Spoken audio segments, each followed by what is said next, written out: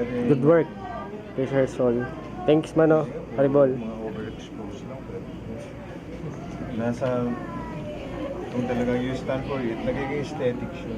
Kung talagang malakas yung stand niyo doon sa ginagawa niyo,